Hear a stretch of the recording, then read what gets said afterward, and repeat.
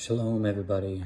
Wanted to make this video to do a word study. We're going to look no further than the very first word of the Bible today. And we want to look at the Hebrew, because that's really what our goal is, to study the Hebrew and to figure out some deeper meanings that we can find. So the very first word of the Bible, Hebrew, of course, was originally written in Hebrew, is Bereshit.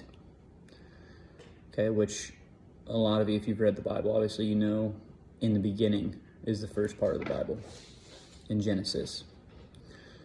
So Bereshit means in the beginning. But one of the really cool things about Hebrew is that the alphabet, the aleph, bet, those are the first two letters of the Hebrew alphabet. Each letter has a meaning. Right, it has a numerical value. Each letter has a meaning. So the language is much more intricate, really, and holds more meaning than our language. Like in our language, like the word cat means cat.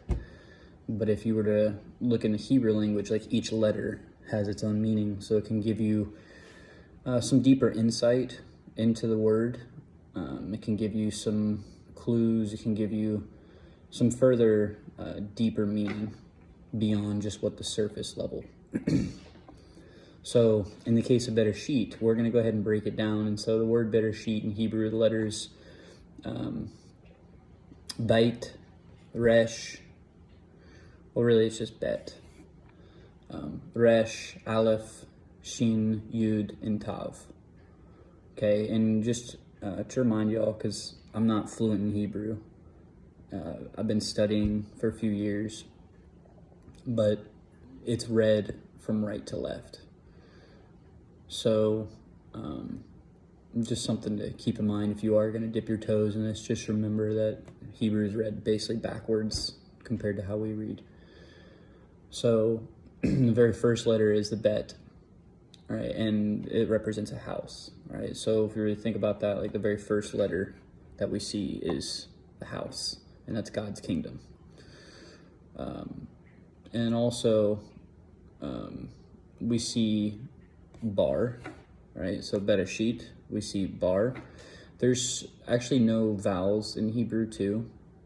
So when you have bet and then you have resh, B-R, I'm just going to kind of just dive into this real quick. So bet, house, resh is head. And so you have the head of the house. And that's why the word bar actually means son in Hebrew. But like I said earlier, when you look at each individual letter, it kind of gives you deeper clues and kind of further insight. So the head of the house, and this might sound contradictory, because I remember when I first learned this, I thought, oh, the head of the house, that's the father. Well, the father is actually the strength of the house, which is where we get, for example, Abraham, A-B, Abraham, A, Aleph, that's God's letter, right? Elohim. Aleph is strength. That's God's strength, right? And then Bet, house. So you have the strength of the house. That's the father. The head of the house is the son. It might be a little confusing at first, but as you keep studying the Hebrew and you study the word, a lot of the stuff all connects and it comes together, and it's beautiful. Which is why I recommend really getting into asking questions and looking into the Hebrew.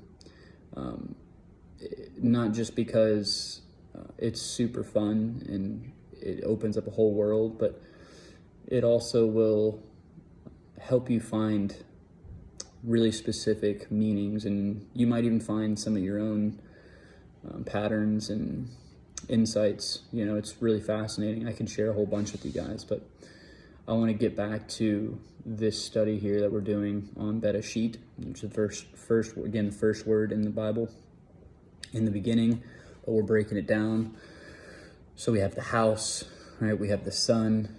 Then we're going to go ahead and we're going to just kind of break this word all the way down. So, and if you have any questions too about like sources or anything, I'll put a link in the description for a Hebrew, like biblical scholar who breaks all this stuff down. And I've back checked this, like this is just the best site and link that I've found to really do a full breaking down of the word. But you can do this on your own. You can learn the Hebrew alphabet, you can study, and you can cross-reference like different words to figure out like more nuanced meaning.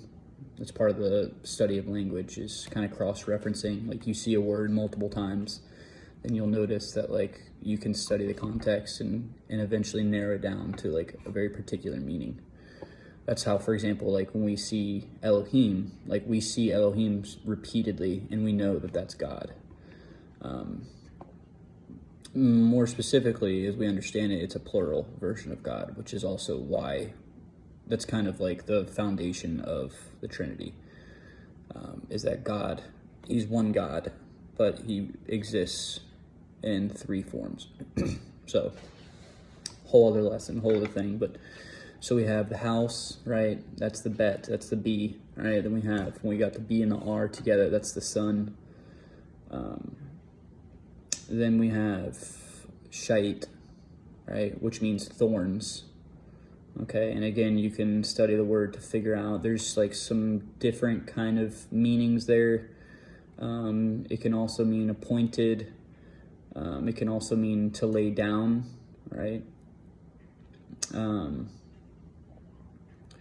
So rosh, we already went over, that means head. So brosh, with the adding in the B, is going to mean tree or timber, right? And so again, we're just kind of breaking these words down. So we have brosh,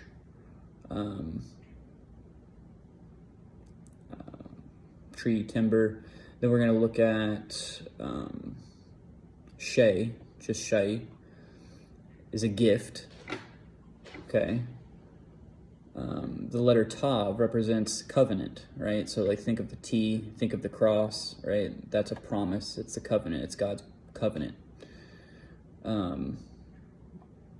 So here we have the Son of God crowned with thorns upon his head on a tree, a gift of the covenant. And this is like this would be an English translation of everything that I've just described. Yeah, and like it gets deeper and deeper, because like if we have the Son of God lays himself down willingly on a tree, but then like once we see the thorns, we're like, oh, like it gives us further details to add. And then again, we learn that shay means gift, Bereshit. So we're kind of adding further details into this. So we have the Son of God crowned with thorns on his head on a tree, right? Because remember, tree is brosh, a gift of the covenant. So this is the most like detailed breakdown of the word Bereshit, and it does mean in the beginning. So I think it's kind of fascinating to think about in the beginning, and then we also have this gift of a covenant that God created in the beginning, and that's Jesus Christ. And so share this if you have, not just atheist friends, because atheists are always going to just come up with stuff. Maybe this is why I don't start with this, but perhaps if you have somebody who maybe is a Jewish friend, somebody who doesn't view Jesus Christ as the Most High, you can show them this and ask them what they think about that. Because again, this is Hebrew, right? And the reality is that Jewish folks, they know there's a Messiah. They just don't believe that it's Jesus Christ. And there's a whole spectrum of kind of beliefs of who Jesus was. But this is why it's such a multifaceted picture that everything points to Christ.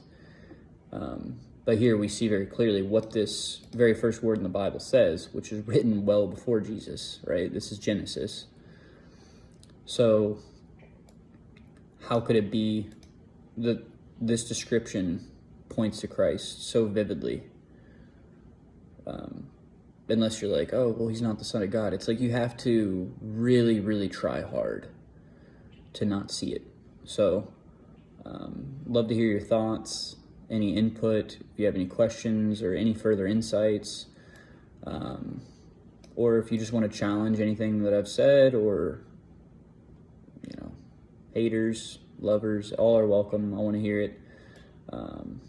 Like to have some discussions, engagements with all you guys, and so I'd love to hear any kind of feedback. So there you have it. Bereshit, in the beginning, all right, upon further breakdown, the Son of God, crowned with thorns upon his head, on a tree, a gift of the covenant.